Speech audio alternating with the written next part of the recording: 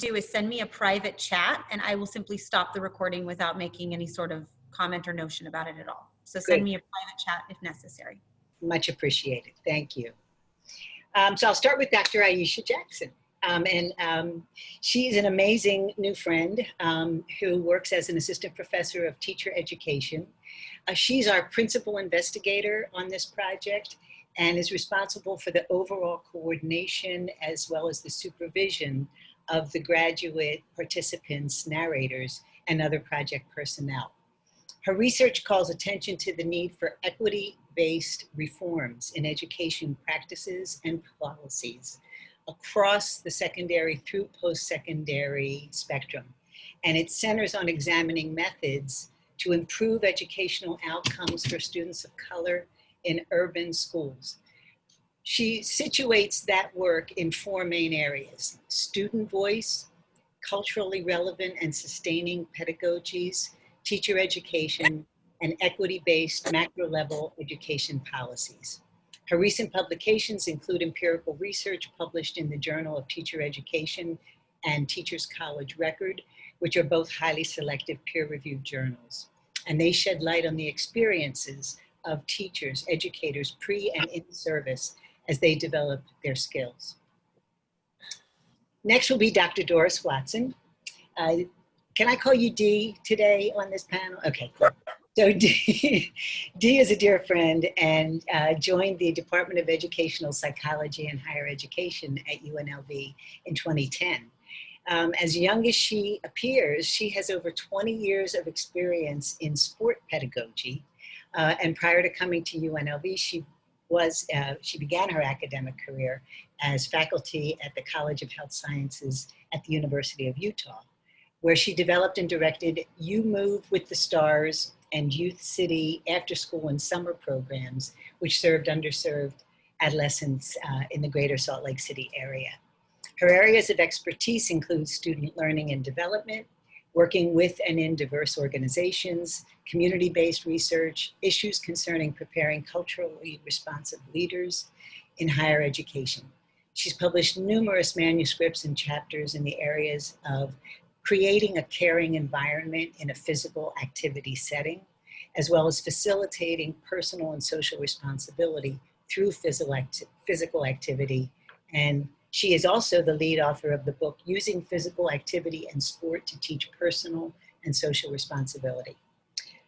Dee has also served in many leadership roles in higher education, most recently as Associate Dean for Academic Programs for the College of Education at UNLV.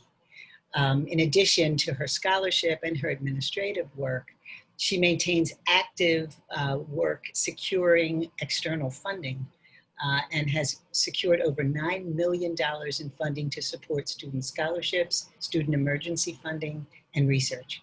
Her work now transitions to the higher education context with a focus on minority-serving institutions, graduate student mentoring, and college teaching. Dr. Watson, in addition to being a Pisces, is an avid reader, traveler, and trekker. Last but most certainly not least, Claytee White, who's known to all of us and loved, is the inaugural director of the Oral History Research Center at UNLV. In this position, she collects the history of Las Vegas in its entirety and complexity. And she looks at the surrounding area by gathering memories of events and experiences from longtime residents in numerous communities and neighborhoods. She has written several book chapters, journal articles, and presented oral history papers at national conferences from Atlanta to Maui.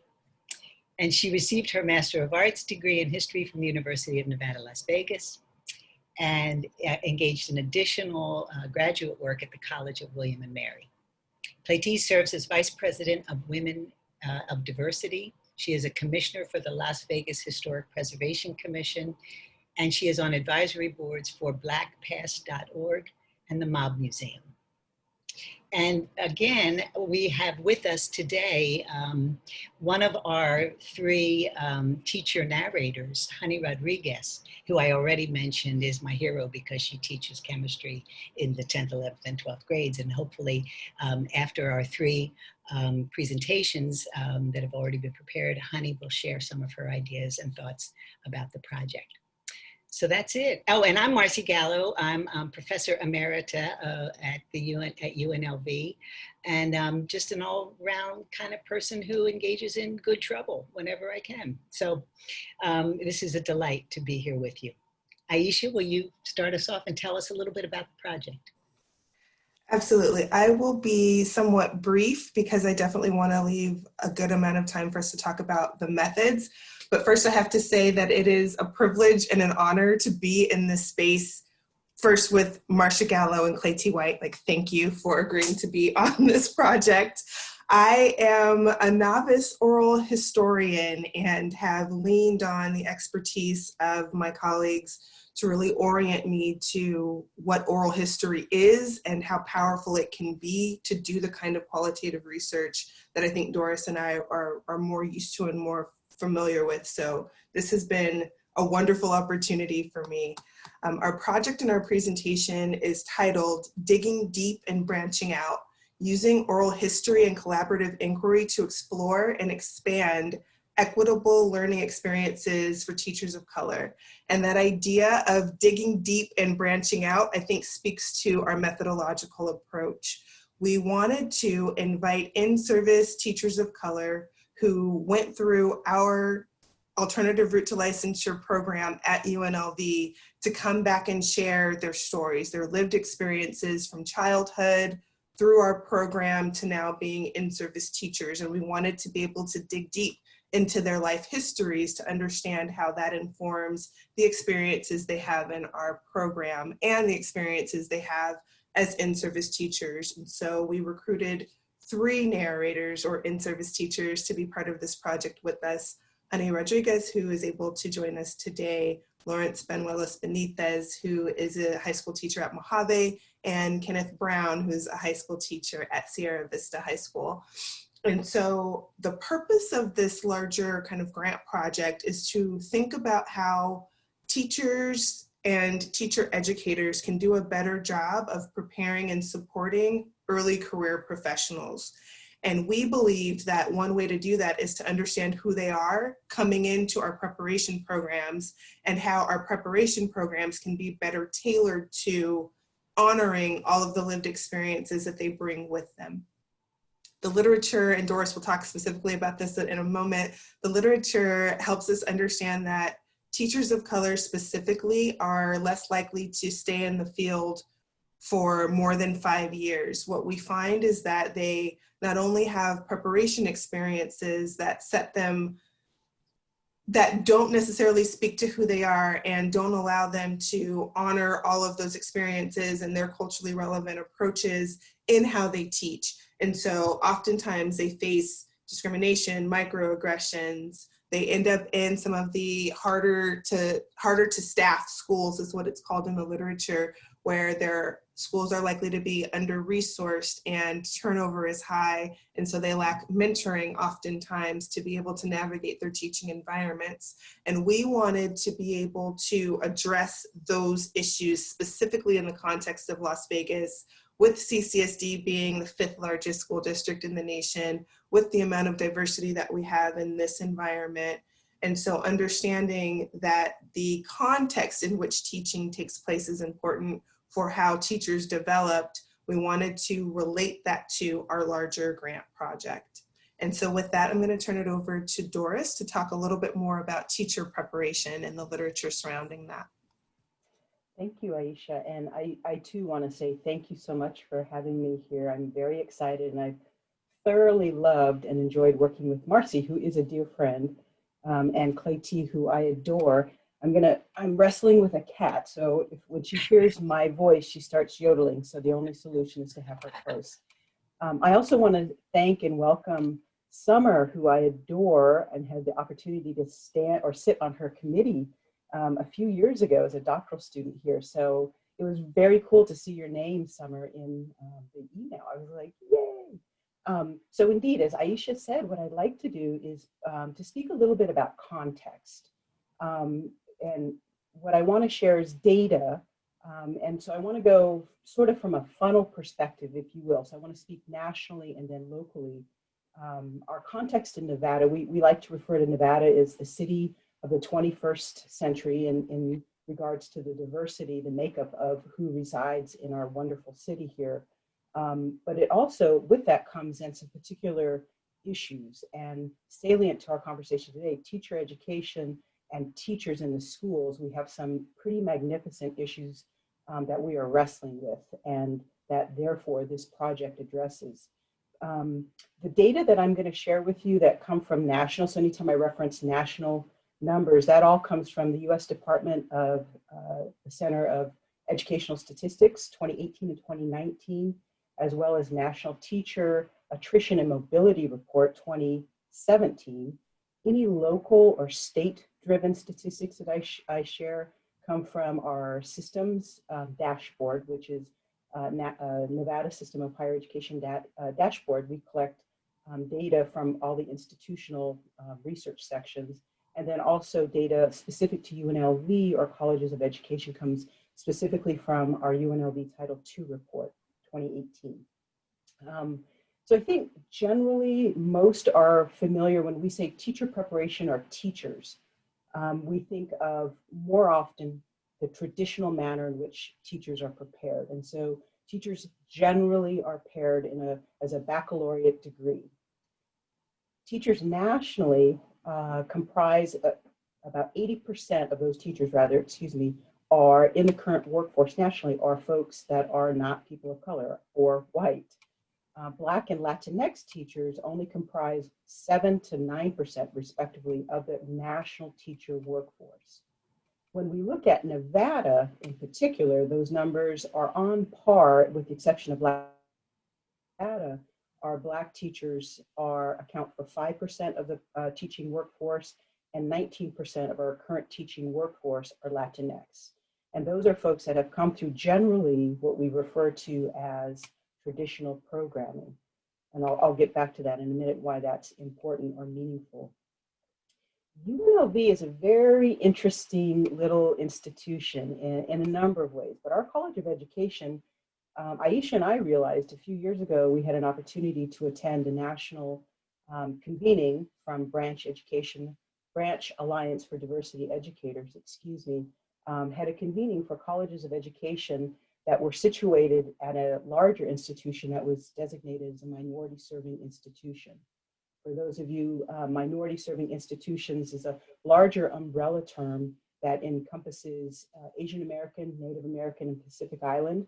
So having a population of that self-selected racial identity of 10% or greater. An MSI can also be an HSI, or Hispanic serving institution, which is comprised of minimally 25% of the undergraduate student population will self-identify as Hispanic or Latinx. And of those 25%, 50% of those folks must be on Pell Grant. So there's an SES element to that designation as well. In addition, UNLV as an MSI, although not federally designated or recognized, both the ANAPESI and the HSI are federally recognized, and with that comes the opportunity to attract grants. UNLV, in addition to being an HSI and an ANAPESI, we also have 8% approximately of our undergraduate student population identify as African American, 11% identify as 2 or more races, and 1% approaching identify as Native American. So we are an institution at the undergraduate level that is minority majority. Our graduate level student population is approaching that a minority majority as well. For our College of Education, what Iesha and I realized a couple of years ago, and I think we were both surprised, I hadn't considered pulling our data for the college in the manner that we did in preparation for this conference that we attended. And what we realized, different than what is our national landscape for teacher preparation programs. So nationally, teacher education preparation programs are approximately 75 to 80% comprised of white students. For UNLV and our College of Education, our student demographic was 60% ethnic minority, with a composition of 30% Hispanic Latino, 6% African American, and 10% Asian American, and less than 1% Native American. And so for us, it was surprising. It was a wonderful surprise, I'll say, but it situates itself then in terms of layered issues when we look at what's happening in our state. We have a very fast growing state with a persistent and consistent teacher education problem, or the teacher pipeline. We cannot produce enough teachers that are needed to be in our schools. And so when we look at that, we can speak to this issue from two perspectives, one of recruitment and one of attrition. And so in terms of recruitment, nationally, I don't know if many folks realize this, but I think the current pandemic has really bubbled up issues of public education to the forefront in ways that probably folks haven't really realized. And so it's wonderful that you all are in this presentation. But nationally, for between 2008 and 2013, most recent data, we have seen a 30% reduction in enrollment in teacher education programs. So fewer and fewer folks are selecting to enroll to become teachers. For that same period, we've seen that there was also a reduction of folks of 17% who completed. So a 30% reduction who even enrolled, and of those fewer folks, there was a reduction of 17% who actually completed their teacher preparation program. Some data suggests nationally that there has been some improvements when we look at, in terms of recruitment, when we look at bridge programs, and what I'll get to in a moment, alternative route to licensing programs that have helped bring up those numbers. But when we look at the other side of the coin relative to this issue, attrition. So I think nationally, what surprises folks is 6 out of every 10 teachers that are hired currently are replacement teachers, i.e. they are teachers that are coming in not as new teachers to add to the current pipeline, but they are replacing teachers who have left the field.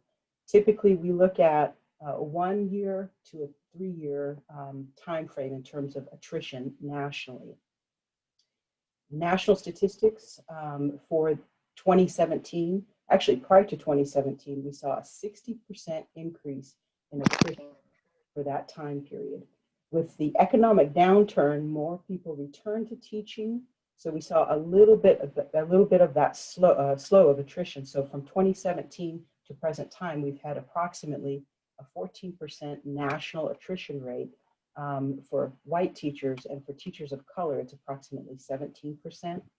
In Nevada, we are a little bit higher in that our attrition right now presently is about 19%. We retain approximately 80% of our teachers in the state of Nevada through the first year, and approximately a range, and this is depending upon the institution, a range of 60% to 73% of teachers are retained through their 5th year, with UNLV being the highest retainer. So the folks that graduate from the UNLV program have the highest rate of being retained for longer. Why this is salient is, particular for our state, is we cannot produce enough teachers, or teachers of color, much less teachers of color, to fill our need. So what has happened nationally, and then also in the state of Nevada, was the development of what's called alternative route to licensing, which is an unusual part of teacher preparation programs not many folks are familiar with. Back in the day when I started 30 years ago, we called them fast track programs because that's what they are. They are considered lane change programs in terms of career. So folks that have graduated from a 4-year degree in an area that is of high need in a teaching, as a teacher in a particular area. So typically high need areas are special education, English language learners, English as secondary language learners, anything related to science, technology, and math, specifically. ARL programs are unique in that because they are recruiting folks who have graduated, and the goal being to get these folks into schools, into classrooms. And so each state manages their ARL program a little bit different. There's nuance across all 50 states. For Nevada, when we recruit folks to our ARL program, so Honey Rodriguez can speak to this, these folks are recruited, and when they have completed approximately 9 credit hours in their program, they have earned enough to be given or awarded through the State Department of Education for the state of Nevada a conditional or provisional teaching license. And that following semester, these folks are placed in a classroom as a teacher of record. They then complete the remainder of their courses, generally at night, and they are mentored in a very spotty manner at best. I'm looking at Iesha because I'm trying to choose my words carefully here. And so for our conversation here, when we recognize the context in our state, much less nationally, but certainly in our state, that we have fewer folks that are coming, enrolling in education programs, and we have such magnificent need, with a state now that is addressing this need through increasing our ARL programs, then the question for us was, how can we better support these brand new teachers who at best have 9 credit hours of preparation behind them to be successful, largely. But in particular, for our question is, how do we support these teachers of color who are placed in these schools, and how can we provide mentorship within the school as well as remaining attached to or connected to the university and the college? And so that's a little bit, I know it's a little bit numbery heavy of statistics, but it's important to understand the context. I'll now turn it over to Claytee, who will talk and speak to how we have therefore merged with this wonderful oral history methodology. Claytee? Thank you. So why the methodology of oral history for this research? I'm going to give you one of those old definitions of what oral history is. It is a field of study and a method of gathering, preserving, and interpreting voices and memories of people, communities, and participants in past events. So it is the oldest way of collecting information, older, of course, than the written word. And now we have all kinds of modern equipment so that we can do this in a more exciting, wonderful way. So this new project to gather data, feelings, memories, and narrative facts or stories, accurate stories. So why oral history? I believe that oral history does a great job with interviews about events from the past, the far past, but I believe that we have discovered a new strength, documenting the present to preserve current events for future historians. Memory changes. So now I think that the closer to the event, the better. Oral historians can become first responders of a story. People need a sounding board, and oral history allows this in a powerful way because we are trained listeners. Yesterday, I spoke to 2 people who are going to be future narrators. A married couple. One had vivid memories of their past together, the past before they got together, Black restaurants, political activities, all kinds of things from 50 years ago. The other spouse, who was one of our first in the African American community, could not remember even the events surrounding him being a first.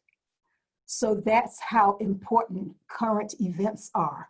So if I could have interviewed this person when he was immersed in the event, when he was going through all of the social injustices that he had to encounter to become that first in the city of Henderson, we would have more to add to our history right now. Oral history is transformational. In the beginning, it was two people in a private room with a recording device, and that was the ideal. Now it's not always possible. And this project is proof of the transformational power of the spoken word. It is transforming how teachers can be taught and can enter the classroom in a rapidly new ideal training. And some of this training can be done while the person is in the process of teaching classes. I think that oral history is assisting in putting more teachers in the classroom by ending the impediments, the hostilities, and the inequalities that we find that are facing young teachers today. As oral history, we are interested in memory. We're interested in social justice and the history from the ground up. It is crucial to supplement the traditional archives, bringing hidden voices to light. We're adding texture, and we're doing it in a way that we now have an additional nuance to add to history. We're literally giving individuals and communities a microphone to tell their own stories. And this oral history now is nimble. So who knew that these two men sitting in this room from long ago could be called nimble? But that's what it's becoming now. It is still developing. It is our entry point for discussing uneven and unfair issues, events, and archives. There is a realness that comes from a voice, and it can't be captured in any other way. Oral history provides a fuller, more accurate picture of the past by augmenting information, even information that's provided by public record, statistical data, photographs, maps, and all of that material. Eyewitnesses to an event. There is a point of view and a perspective that fills in all of the gaps. And sometimes it even corrects what is in our archives. So we are really, really fortunate to be bringing oral history to the present. So now we can use all of this realness, all of this way of augmenting. We can use it in the here and now.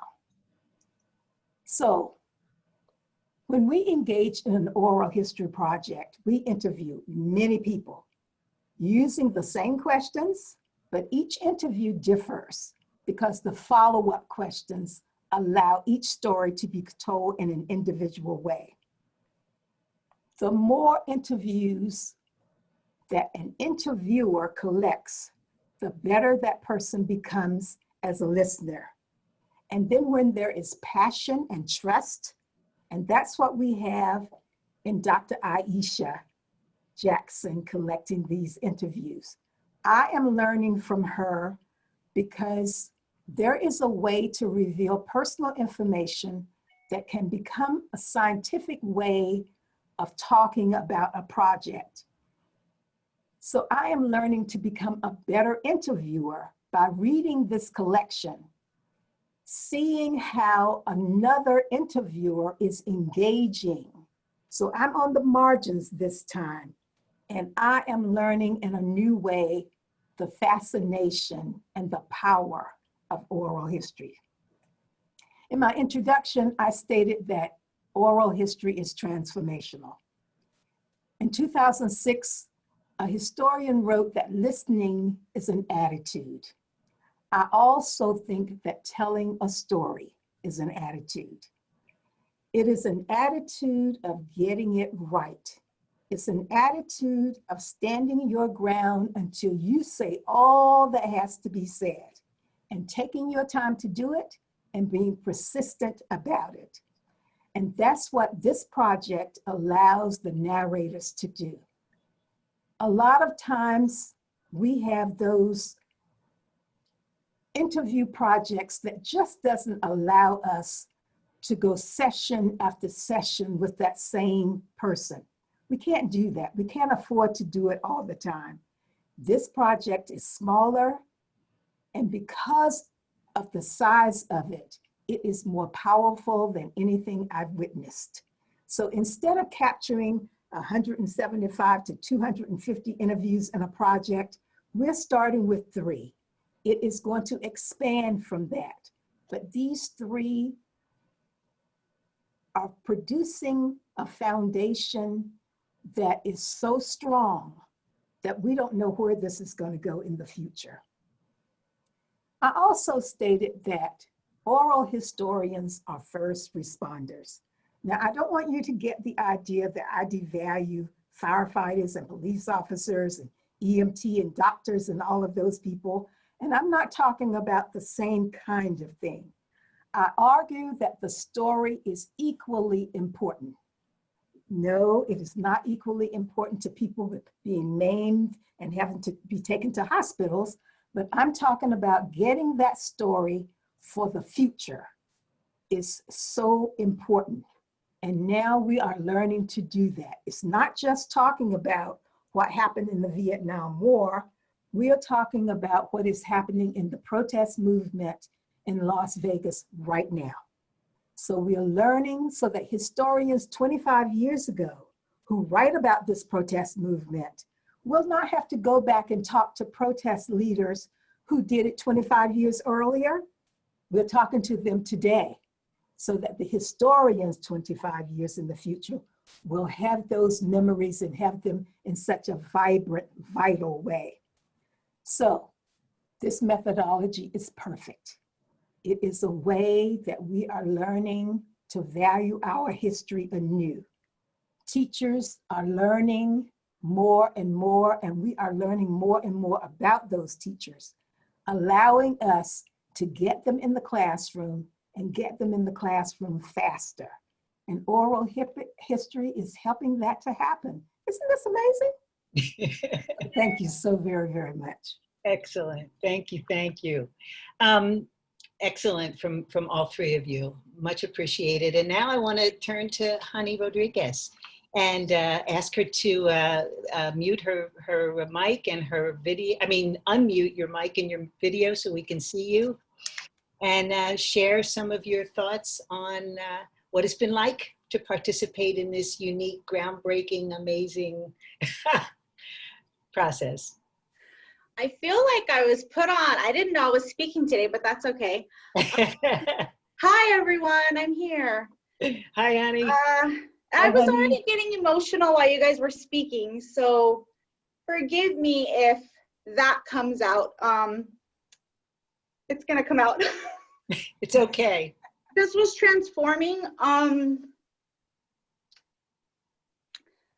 Iesha's an amazing professor. And so as soon as I stepped into her classroom, the things that she showed me, I was immediately able to take to my classroom. And it changed my pedagogy in the way that I view teaching entirely. So when I was asked to embark on this journey, I didn't know what was going to happen or what I was going to take from it, but I will say the support that I have received from the women here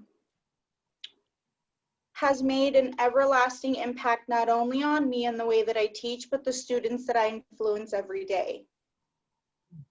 As a first-year teacher, you get your 9 credits, you take your praxis, you pass. You get a license from the Department of Education saying, here you go, and then you're thrust into a classroom of 2 to 300 students, and it's like, here you go. Now you're responsible for teaching them. And you don't always have the supports that you need. I have never been in a school that had textbooks. Here's your standard, figure out how to teach it. So there is a need for us teachers to be able to express the deficiencies within a school and for people to understand the support that we need for us to be better, because at the end of the day, it is so much to be responsible for a student's education. And you can only be better if you have support from people like Iesha who have done it for years. So I think that's the biggest thing that this has done for me. It's allowed me the opportunity to have a mentor and to have someone to share my story with who understands my struggles and to say, well, maybe these are the kind of supports you could need or that we could offer you. And I do think that there is a need to bridge the gap between what's happening in the schools within CCSD and looking at the college and saying, like, what can we do together to make this transition easier? Because there are many times that I thought, is this what I'm supposed to do? You know, am I good enough? Are my kids even learning today? So to be able to express that with someone and to get that support has been transformational for me, to say the least. And thank you, honey. Sorry to put you on the spot, but I knew you would rise to the occasion because you always do. And thank you for the heartfelt emotion that you shared. We all have gotten there at different points in this process. One of the things I wanted to talk a little bit more about, Iesha and Dee and Claytee, as well as Honey, is the experience of the Dine and Dialogues. Because this project launched as the pandemic launched. And so we were quickly thrown into, okay, how do we reconfigure this brand new idea of using oral history methodology to help prepare and support teachers of color in Vegas? So one of the innovations that Iesha came up with was this idea of Zoom Dine and Dialogue. So Iesha, I'm going to throw it to you. Talk a little bit about those. Sure. I'm actually going to pick up with a quote that Claytee shared recently that I think is really fitting for our approach to this project. She said that we are documenting the history of yesterday. And it's not necessarily the history of 10, 15 years that we're going back and capturing, but what happened yesterday is history, and we get to document that through this project and think about oral history in that way. And we could have never imagined when we started this in January that we would be where we are right now. So the Dine and Dialogues were originally conceptualized to be these in-person opportunities to get together, break bread, and have a richer storytelling experience, kind of face-to-face building community. I wasn't sure how it was going to work in a virtual Zoom session where, you know, go get your own food and bring a bottle of water and we'll have a conversation. But I think it speaks to the power of this approach to the methodology, where you're digging deep, you're going back to those narrators multiple times, having conversations, and it's not just that 1-2 hour interview that you would do, but you're getting to know people intimately. So then when we come together to the Dine and Dialogues, there's always kind of a lesson plan behind the scenes that I put together, but then we just come together and we talk about questions of practice. And because it's reflecting on something that happened yesterday or last week or last month, it still kind of is that process of adding to the richness of our oral history, but it's doing so in a way that feels timely and relevant. And I think for me, and I think everybody has shared this in our team, we always leave feeling rejuvenated and uplifted and ready for the next day because of the relationships that we're able to establish. Yeah, absolutely. Anybody else on the team want to make any other comments on the Dine and Dialogues? I'll just make a comment that she said a bottle of water. Because it is a Zoom meeting, we don't have to go driving when we leave there, so we can also have wine, which makes the conversation flow even smoother. So, but those conversations have been so valuable. And we pull things, Iesha starts with a lesson plan. We didn't know that. And she forces all of us to participate. It is not just the 3 narrators participating in this Dine and Dialogue. We are all talking about our past and our present, and we all leave there lighter because I feel that I can do anything when I leave those dining dialogues. Yeah. Dee, any comments? I was going to mention something about wine. No, I'm just kidding. I was wondering if you're going to do that, Claytee. No, I think the other, the dine-in dialogues have been incredibly transformative beyond what I think we initially even thought they would be. You know, the concept in my head was around focus groups with meals, and what they've become, I think for me, is more like going to church. And it has provided an opportunity, I think, not only for our narrators, our teachers to unpack what's happening pedagogically and in their practice, but something that doesn't happen, but does in the dine-in dialogues, is the opportunity for us to talk as a group regarding how race and gender is impacted, how that impacts them as teachers. We've had some pretty raw conversations in the dine-in dialogues, and I think it has been healing, and it has been transformational in ways that I don't think we afford. Yeah, thank you. We have about, I think, 15 minutes left, right, Summer? Right. So I wanted to open it up to all of you for questions, comments, observations, whatever. How do we do that? Summer, people raise their hands, or, yeah. Sure. I think we could probably just have people speak up. You can unmute your microphone. You can also put a question in the chat and I can read it out loud if you would rather do that as well.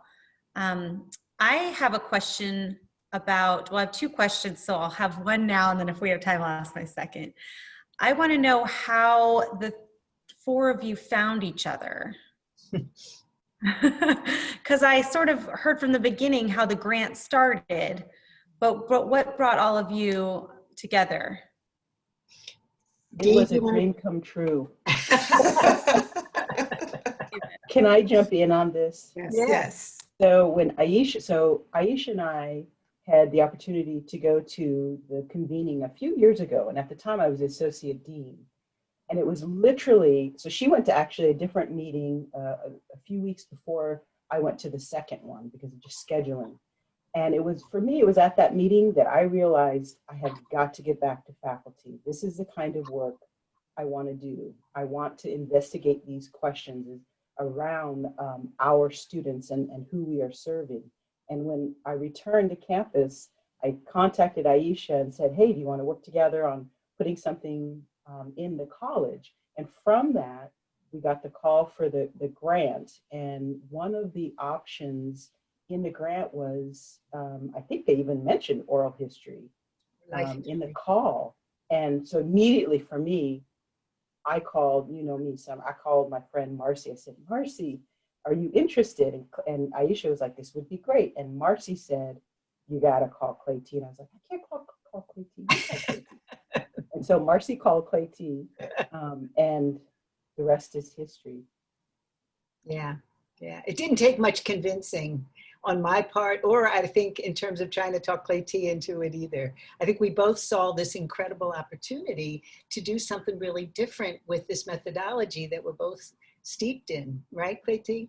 Exactly. And even though I didn't know Iesha, I had admired Dee for years and knew Marcy for years and had worked with Marcy before.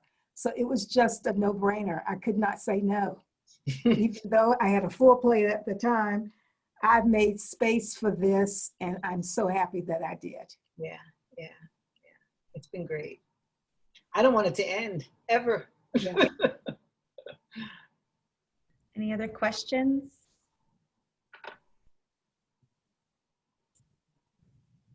I'll ask my second question. Iesha, we're hearing about your lesson plans for happy hour. Tell us what goes into planning a very orderly, organized happy hour.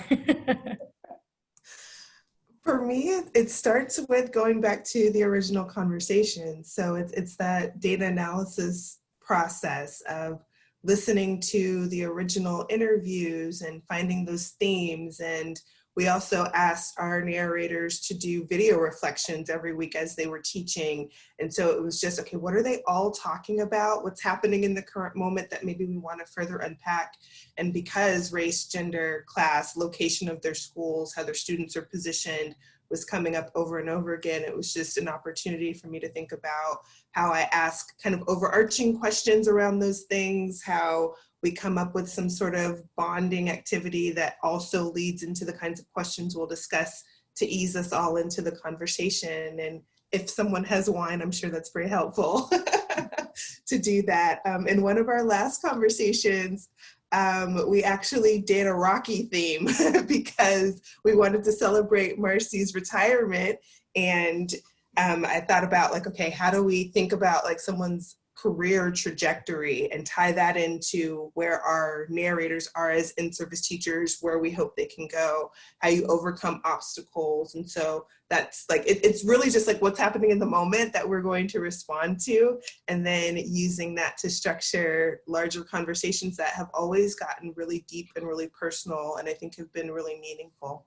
Yeah, yeah, ditto. It was the best retirement party I could have imagined. It was so much fun.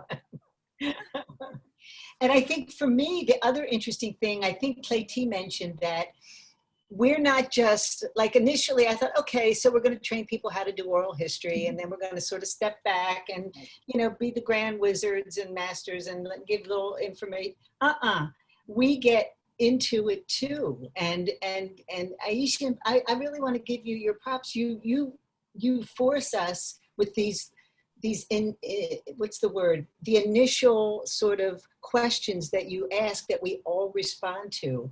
And it can be anything from what's been the most inspiring situation you found yourself in, or what's been the most horrible, or what's a phrase or an image that you can share with us that indicates how you're feeling about XYZ.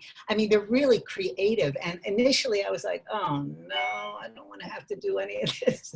But as folks have said, it really made us, number one, it leveled the playing field. We were all participants in a very intimate conversation about what we do, how we think about what we do, and what kinds of situations. I mean, 2020, I mean, pick an area that isn't fraught with upset. So it was kind of, I think I wanted to say that too. I think that the timing, initially I thought, oh, it was terrible. Actually, I think it's been really positive because we've had a place to take some of those upsets, fears, disappointments into a group that we now trust. I trust this group with information about how I'm feeling and thinking, and that I wouldn't do normally. Exactly. Iesha has a way of instilling that trust. So I tell stories in this group that I don't tell anybody. I don't even tell family. But I talk about everything in these groups, and I feel as if I am a narrator. As a part of this group, I identify with the three narrators in such a way that I understand what they're going through, I admire what they're going through, and I have become a part of it. Wonderful. And that's one of the things that I hope we will write about in our future work, how we're adding to the methodology because we are participant narrators. And I know that that's not something that often happens in oral history. It's you're the listener, but what's possible when you're simultaneously listener and storyteller? And I think that's part of what we're uncovering in our process. Yeah, definitely. Yeah, and you know, I think to segue off of that, I think very early on when Marcy and Claytee were training Iesha and I on the method, so we did mock interviews, we did readings, we had homework, but one of the concepts that stuck with me very early on is this notion of the elasticity of oral history. And for me, how that has created space as a method to do narrator, to be a participant as well as the researcher simultaneously, and we are constantly, I think, going, Iesha, I'm looking at you, Iesha, we're constantly kind of moving close and then stepping back as we work with the data, as we transcribe, as we begin to code. And the connection, so for me, I've been in higher ed for over 30 years, and what has been really fun is to be able to handle a new method in a new methodological approach in methods that I'm familiar with, so grounded theory or narrative inquiry, and how they are situated and connected to and allows us to dive not only deeper into using those methods to dive deeper into those questions, and therefore we do have these transformative moments in these interviews that we just otherwise I don't think we would have had. And what that has lent itself not only to, I think, the data that we're collecting, but at the moment we're collecting data, we are also supporting the lives, the lived experiences of our teacher narrators. And I think it's this simultaneous experience of doing and being that I don't think we would have gotten. I'm looking at you, Iesha. I don't think, this has just been really beautiful, really beautiful. So when I conduct oral interviews, the term I use now is that I have taught myself to listen with my entire being, my experience, my life, my hearing, my feelings. I have taught myself to listen with all of that. And with this project, I get to see what that really looks like because Iesha does it. So I get to see what I'm trying to say. So thank you, Iesha. Thank you all. And I also have to give props to our narrators. They were hand-selected by me as people that I knew were not only amazing young educators in the field, but they would share of themselves in class with me. And so it was a wonderful opportunity to introduce some of them to each other for the first time, but also to get to know them better. And I think their trust for me, my respect for them, the respect everybody had for the community also added to how quickly I think we were able to create community that allowed for some of the storytelling to happen. Great. We have 2 questions and 5 minutes left, so we'll see if we can. Rachel has an excellent question. Thank you so much for sharing your work. What advice do you have for oral historians starting their careers who want to help do research that impacts policy like this project, but are unsure of where to start? Well, one of the things that enabled this session and this project is a cross collaboration, a collaboration across discipline, but you know how even in a university setting, maybe especially, things get siloed.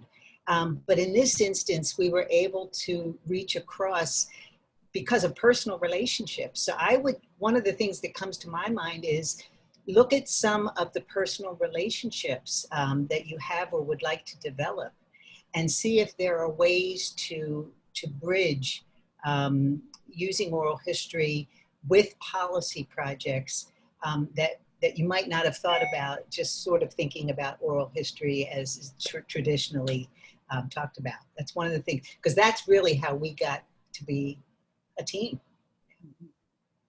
Precisely. Great. And how about from Shannon? Now that you have a new way of looking at how oral histories can be used in the classroom, do you see that education methodology as being able to expand to museum educators and using oral histories in a new way in museums?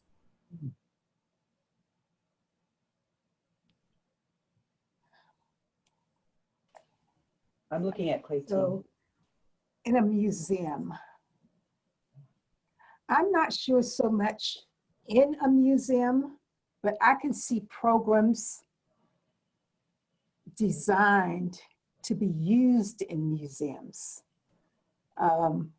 I think museums are a place now that are expanding in ways that we never thought of.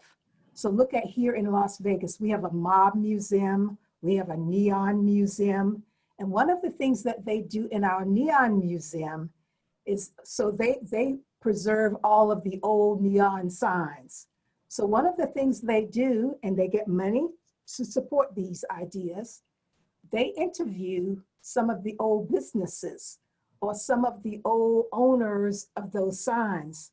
So they learn Las Vegas history by using people who own the signs, designed the signs, anything to do with that sign, we're learning about it. So yes, museums can use oral history in ways that we never thought about.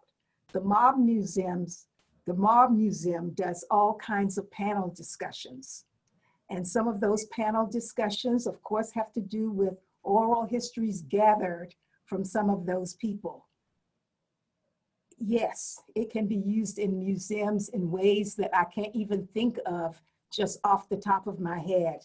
But I am sure that, we will be able to create programs around oral histories, museum life for years to come. Great. And when is the book coming out?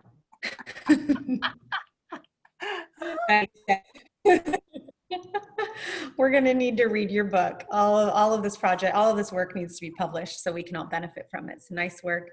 All right, we are in our last minute. So Dr. Gallo, if you would like to close us out, that would be great. Yeah, I would. And I just want to say to Karen, I just read your question, and I will definitely pass on to Iesha and Dee your excellent question about having friends in CCUSD that have mentioned how hard their jobs are and how they need, as teachers of color, more support and networks. That's exactly what this project aims to do. We're starting small, but hopefully we can grow it. So I didn't want to end without acknowledging that really great inquiry. Thanks. And thank you to everybody. This has been a really fabulous way to share what's been a really life-changing and wonderful experience for me, and with the organization that I love, that Claytee is responsible for first getting me involved with those millions of years ago. Thank you all, to everyone. Thank you, Summer. Thank you. Thank you, Summer. No problem. Thank you, Claytee. Thank you, Marcy. Thank you, Dr. Jackson. Thank you. Thank you, everyone. This was fantastic. Thank you. Hi, Joe. Loved it. For those of you still looking for somewhere to go, we have a plenary in about 10 minutes on Nevada Native Artists Speak on Oral History and Art. Thanks for joining us today. Summer, we go to a different link, right? I believe the plenaries are webinars, so they have different links, yes. Okay. And if you'd like, I can find it and put in the chat right now. Beautiful. So access. Let's see here. Thank you, babe. Yeah, I'm happy to help. Let's see what we've got. Love that, so we don't have to scramble through our emails. Right. Exactly. Exactly.